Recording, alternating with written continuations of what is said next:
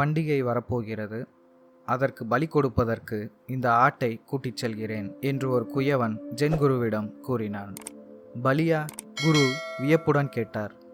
ஆமாம் சாமி, தெய்வத்திற்கு திருவிழா அன்று பலி கொடுத்தால் விசேஷம்.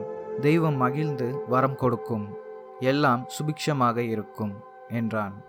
இதை கேட்ட குரு எழுந்தார்.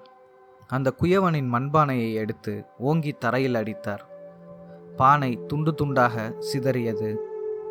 குயவன் கோபத்துடன் துறவியை பார்த்தான். துறவி நிதானமாக கீழே குனிந்தார். சிதறிய ஒட்டாஞ்சில்லுகளை ஒன்றுவிடாமல் அடுக்கினார். குயவனிடம் நீட்டினார்.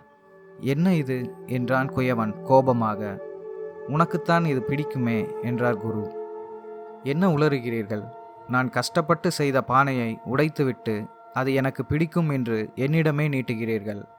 உங்களுக்கு என்ன ஆயிற்று என்று ஆத்திரப்பட்டான் குயவன். அப்படியெல்லாம் எதுவும் இல்லை. உண்மையான அன்புடன் தான் இதை நான் செய்தேன் என்று குரு சிறிதும் பதற்றப்படாமல் சொன்னார். நான் செய்த அந்த பானையில் என் உழைப்பு முழுவதும் அடங்கி இருக்கிறது. அதை உடைக்க நான் எப்படி சம்மதிப்பேன்? இப்படி பானையை உடைத்தால் எனக்கு பிடிக்கும் என்று யார் உங்களுக்கு கூறியது என்று கேட்டான் குயவன். அதற்கு குரு, ஆண்டவன் படைத்த ஓர் உயிரை கதற கதற வெட்டி கொன்று பலியிடலாம் என்று உனக்கு யார் சொன்னது? இதை இறைவன் மகிழ்ந்து ஏற்றுக்கொண்டு வரம் தருவான் என்று நீ எப்படி நம்புகிறாய்?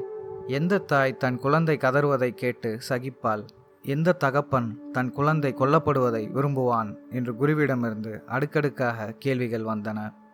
குயவன் நிதானமாக ஆட்டின் கழுத்தில் இருந்த கயிற்றை அவிழ்க்கத் தொடங்கினான். கதை நிறைவடைந்தது.